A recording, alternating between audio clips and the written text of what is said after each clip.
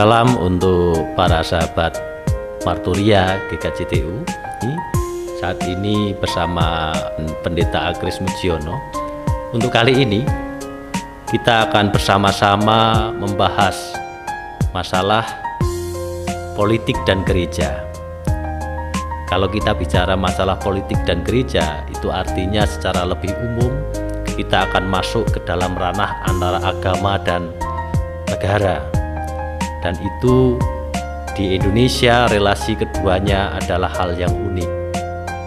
Di beberapa negara luar, relasi agama dan negara itu ada yang sangat terpisah, tetapi juga ada yang menyatu.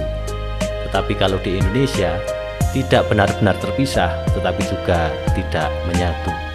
Maka untuk membahas tema ini pada saat ini, kita bersama-sama akan belajar lebih jauh, lebih banyak dengan beliaunya Bapak Pendeta Daniel Heri Iswanto yang saat ini sudah hadir bersama kita.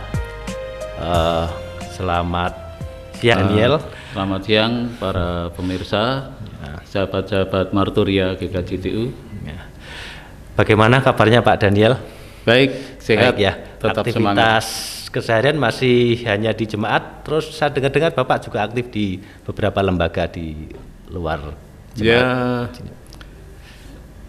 aktivitas khusus tentu di GKJTU Jemaat Salatiga karena saya sebagai pendeta jemaat. Ya. Tapi juga sebagai pendeta jemaat ini, kemudian di sinode untuk periode ke-29 ini ngasih sebagai terpilih kembali menjadi salah satu MPA GKJTU, dalam hal ini Ketua Bidang EKK di Sinode GKJTU, juga di BKGS karena kami berada di Salatiga, jadi di BKGS. Nah, dalam rangka BKGS ini teman-teman juga mempercayakan saya untuk mewakili mereka dalam forum kerukunan umat beragama FKUB Kota Salatiga. Wah, tentu sangat sibuk sekali Pak Daniel. Ini tentu akan berperan juga, berrelasi juga antara bagaimana bergereja, lalu bagaimana dengan menyikapi situasi perpolitikan di sini karena juga aktif di FKUB Pak ya. Ya, gitu ya. Ya, pada dasarnya setiap manusia, apalagi seorang pendeta yang dianggap tokoh agama atau tokoh masyarakat ya, itu memang mesti selalu berkaitan, berhubungan dengan kehidupan sehari-hari, kehidupan bermasyarakat, berbangsa dan bernegara selain bergereja tentunya. Begini Pak Daniel, untuk kita saat ini ditunggu oleh para sahabat, kita akan berbicara masalah gereja dan politik. Kalau kita bicara masalah gereja dan politik, itu artinya kan kita bicara masalah sesuatu yang cakupannya sangat luas, tapi juga harus menyikapi dengan sangat spesifik juga, karena gereja dan politik ini sesuatu yang kadang-kadang menjadi persoalan, tetapi juga kadang-kadang itu menjadi jawaban dari semua persoalan. Menurut Pak Daniel, relasi keduanya itu bagaimana Pak Daniel? Ya, gereja dan politik ya. Nah, pada dasarnya saya memulai dengan politik lebih dahulu. Politik itu kan dipahami awalnya baik dalam konteks polis sebagai sebuah benteng awalnya, kemudian berkembang menjadi kota, berkembang menjadi negara pada masa kejayaan negara Yunani. Nah, di situ ada yang sangat menonjol negara kota Sparta dan Athena. Nah, dari situ kemudian semakin berkembang bagaimana ternyata politik itu juga menata, mengatur bagaimana kehidupan negara, kehidupan kota dan sebagainya. Nah, pada satu sisi juga kata politik bukan hanya dari kata polis saja, tapi juga politeia. Politeia yaitu soal warga negara, hak-hak seorang warga negara. Setiap warga negara memiliki hak yang sama tentang berkewarganegaraan, termasuk juga menata negara secara bersama-sama. Nah, untuk menata negara ini memang bermacam-macam. Semua unsur, semua elemen masyarakat ikut masuk di dalamnya, termasuk di dalamnya agama-agama. Dan di dalam agama-agama itu kan juga gereja berada di dalamnya secara seimbang, secara sama, bersama agama-agama lain ikut mewarnai kehidupan bersama dalam bermasyarakat, berbangsa dan bernegara. Nah, itu yang sangat penting. Nah, dalam kaitannya dengan gereja dan politik, gereja juga mempunyai kita tidak bisa acuh tak acuh. Ada orang yang berpikir, oh gereja itu berbeda dengan politik. Memang tentu, tetapi politik kan juga mengatur soal gereja, kegerejaan, misalkan politik hukum, peraturan-peraturan, mengatur agama-agama dan sebagainya.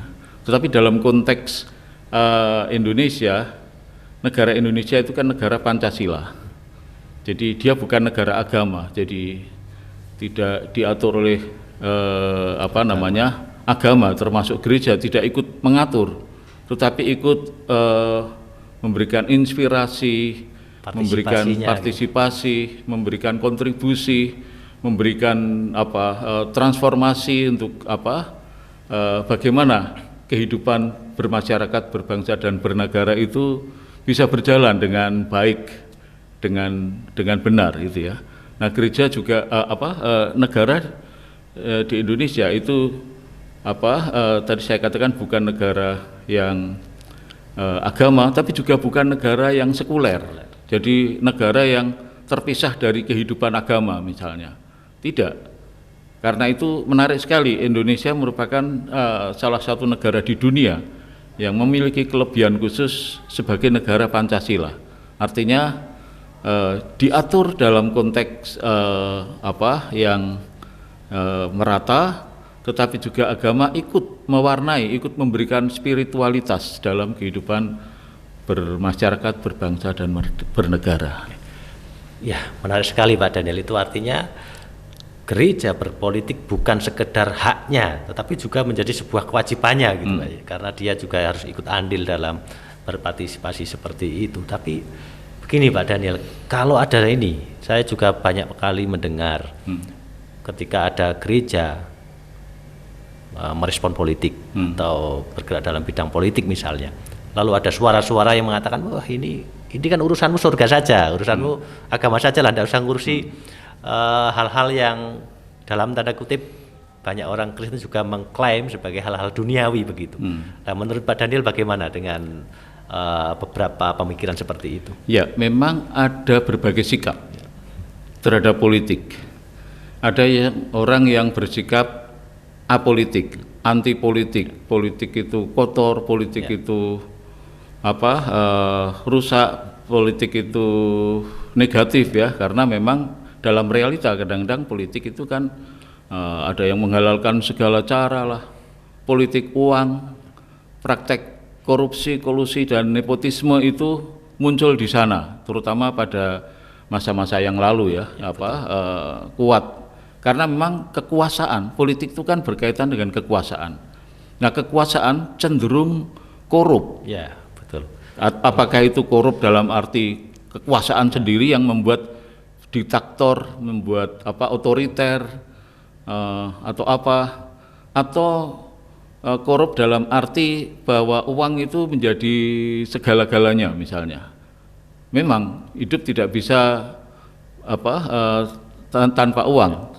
Negara nggak bisa berjalan tanpa uang, tapi bagaimana uang itu dikelola dengan sebaik-baiknya untuk kesejahteraan bersama, untuk kemajuan bangsa dan negara, untuk kesejahteraan rakyat dan sebagainya. Nah, itu sikap yang karena itu muncul sikap anti politik, apolitik.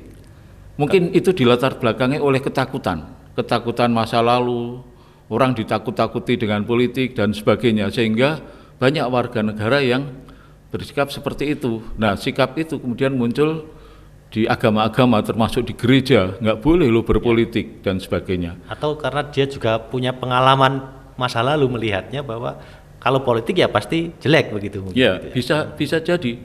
Misalnya pada masa yang lalu orang nyumbang sesuatu, dia nggak tahu dia ditariki, tapi tahu-tahu disangkutkan dengan sebuah partai politik misalnya yang terlarang.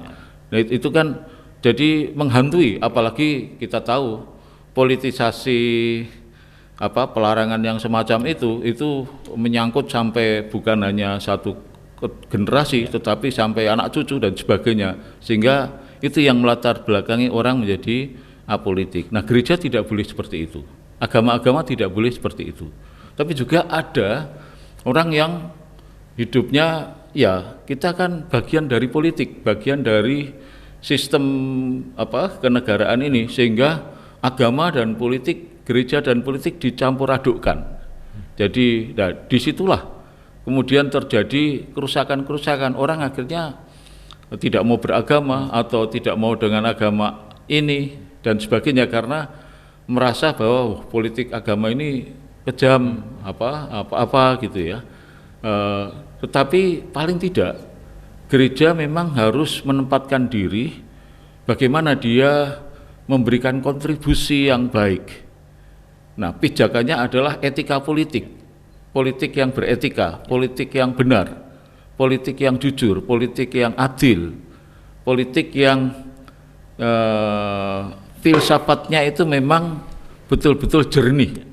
Jadi itu yang bukan hanya semata untuk mencari kekuasaan tadi. Bukan saja untuk mencari, mempertahankan kekuasaan, tetapi untuk menghadirkan Shalom Allah di bumi ini. Oke, jadi dengan kata lain Pak Daniel setuju bahwa memang ada kelompok-kelompok yang apolitik tadi, itu juga ada di dalam kalangan kekristenan tentunya Pak ya. Tetapi justru itu tidak boleh dalam dunia gereja. Kalau mau tetap ada di dunia ini harus berpolitik, karena mau tidak mau harus ada di ranah negara, ranah itu. Maka Pak Daniel mengusulkan bahwa harusnya gereja tetap berpolitik, tetapi dengan yang berpolitik memiliki etika. Nah, etika politik gereja yang baik itu yang bagaimana, Pak? Ya, etika politik itu sesuai dengan filosofis politik itu sendiri.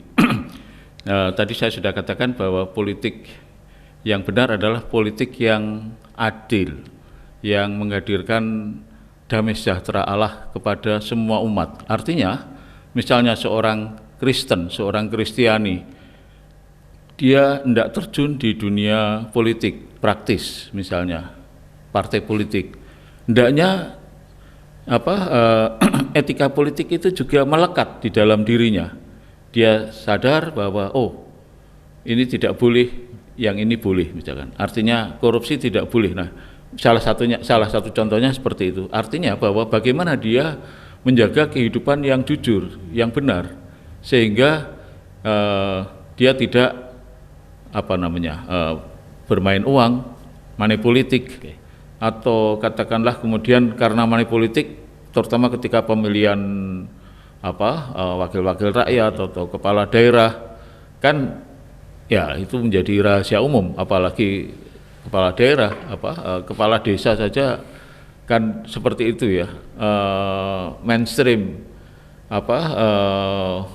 siapa yang punya uang itu yang akan menang, seolah seperti itu. Tetapi saya yakin tidak selalu seperti itu, karena buktinya ada banyak misalkan kepala-kepala daerah yang ketika terjun dalam dunia politik, dia dipilih, sebetulnya dia modalnya itu modal dalam arti uang itu kecil, tetapi modal dalam arti modal sosialnya, dipilih masyarakatnya, konstituennya, karena memang dia seorang yang hidup benar, hidup jujur, hidup bekerja dengan tulus, dengan baik, dan menghadirkan sesuatu yang dinikmati oleh rakyat. Ketika rakyat senang seperti itu, wah mereka pasti akan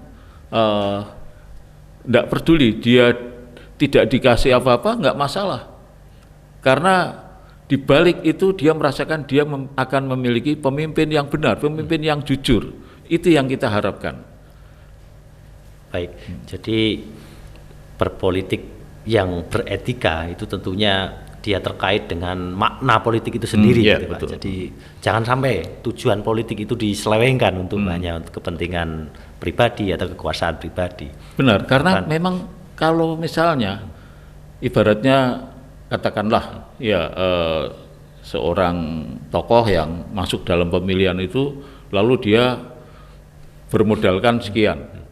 Nah, ketika jadi mau tidak mau kan harus mengembalikan modal itu.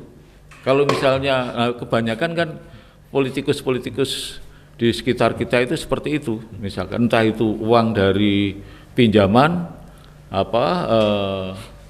uang dari keluarga misalnya, berupaya untuk bagaimana mengembalikan. Nah, ketika dia berupaya mengembalikan, akhirnya dia menghalalkan segala cara gitu ya. Nah, kadang-kadang gaji seorang politikus sendiri itu sudah nggak terima gaji lagi karena sudah untuk bayar yang lalu gitu ya. Nah, ini kan akhirnya bagaimana dia berupaya. Nah, mungkin ada yang memang masih melalui insentif melalui kerja di tempat itu masih positif ya.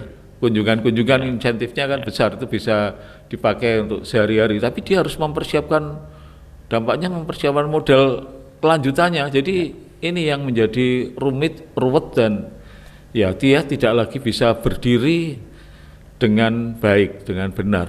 Nah, situasi seperti itu bisa enggak, Pak? Misalnya mengubah seseorang. Jadi pertama niatnya baik, dia beretika, karena ketika terjun dalam politik mau tidak mau ini mereka bersentuhan dengan dunia yang macam itu. Maka ketika dia ingin tetap dalam posisi politik tertentu, dia harus melakukan hal-hal yang dalam tanda kutip terpaksa untuk melanggar etika itu demi kekuasaannya. Itu bisa ada semacam perubahan seperti itu? Saya kira bisa. Karena kalau tidak bahaya, dia akan terancam. Misalkan KPK, BPK itu kan akan mengincar, mengawasi semua gerak-gerik mereka ya. Salah-salah malah nanti masuk bui gitu kan. Jadi memang mereka harus bisa mengubah pola hidup yang koruptif itu diganti dengan kembali kepada etika politik yang beretika. Nah, itu bisa terjadi toh misalnya kadang-kadang dalam pemilihan itu ada semacam dalam tanda kutip perjanjian dengan konstituen misalnya.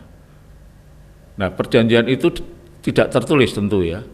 Misalnya di sebuah tempat ketika dia akan jadi, mungkin dana aspirasi bisa masuk ke sana misalkan. Jadi bukan lagi politik uang, politik kursi, politik jalan pada waktu pemilihan, tapi setelah terpilih dia mengupayakan bagaimana dari APBD, APBN itu dana aspirasinya bisa disampaikan kepada konstituen untuk kesejahteraan rakyat, kesejahteraan bersama, sehingga ya jalan-jalan menjadi bagus misalnya ya. Itu kan berkah dari sebuah upaya kejujuran, asal itu juga dikelola dengan baik. Ketika semua menjalankan politik yang anti korupsi, baik itu dari dewan, dari pelaksana eksekutif yang melakukan pekerjaan itu, mereka pun akan jujur juga gitu ya. Nah, dampaknya kita bisa merasakan sesuatu yang luar biasa. Misalnya pada masa sekarang ini kita melihat pembangunan jalan, pembangunan bandara-bandara dan sebagainya, itu betul-betul luar biasa dan baru kita rasakan pemerintah membangun Indonesia ini luar biasa pada dua periode ini misalnya. Rata itu, Pak, ya itu kan bagian dari yang menurut saya politik yang benar, yang jujur, yang adil gitu. Baik, terima kasih sekali Pak Daniel. Terakhir, adakah sesuatu yang ingin disampaikan kepada para sahabat Martoria di rumah? Ya, terima kasih Pak Agris. Jadi kita kembali kepada PKH kita, di mana GKJTU telah menyusun kontekstualisasi pengajaran gereja khususnya di bidang politik. Nah, di situ ada 5 peran yang bisa dilakukan oleh gereja yang bisa dilakukan dalam konteks pendidikan politik, sosialisasi politik, bagaimana agar warga gereja itu tidak dimobilisasi, diarahkan untuk ke sana kemari, partai A, partai B yang menjadikan tidak karuan, tapi lebih berperan secara partisipatif. Artinya setiap warga negara menyadari bahwa kita punya hak politik, kita perlu mengikuti pemilu supaya dapat tercipta pemimpin-pemimpin yang betul-betul tepat, gitu ya. Partisipasi politik harus dibangkitkan, pendidikan politik diarahkan untuk partisipasi politik. Yang kedua, peran kritis profetis, peran kenabian. Artinya bagaimana gereja, pemimpin-pemimpin gereja, pemimpin-pemimpin Kristen dalam masyarakat itu menyampaikan suara kebenaran. Jadi kita tidak menerima begitu saja, tetapi sikap kritis itu harus tetap ada. Tapi itu pun dilakukan secara jujur, ya, secara benar. Yang ketiga, peran keimamatan. Peran keimamatan itu mengajak kita, yang paling penting bahwa ada peran kita, tapi ada juga peran Tuhan yang berkarya dalam bangsa dan negara kita ini, yang adalah pemberian Tuhan atas berkat rahmat Tuhan yang Maha Kuasa, ya. Jadi itu teks asli dari pembukaan Undang-Undang Dasar 45 itu, ya. Jadi seperti itu, maka kita juga perlu berperan untuk mendoakan, doa syafaat, peran keimamatan, karena orang-orang percaya itu adalah imamat-imamat yang yang rajani, ya. Jadi peran doa ini penting agar Tuhan terus-menerus berkarya bagi kota kita, bagi bangsa dan negara kita, provinsi kita, gitu, ya. Yang keempat, peran transformatif.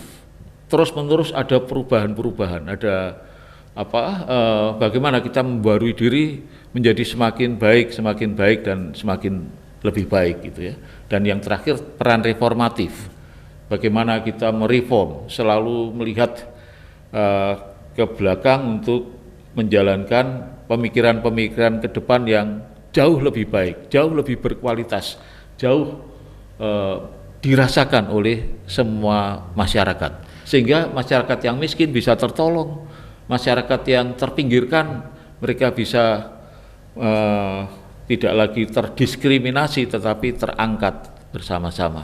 Saya kira demikian, dan itu dilakukan melalui pendidikan politik, sosialisasi politik yang dilakukan oleh gereja, bukan politik praktis. Terima kasih.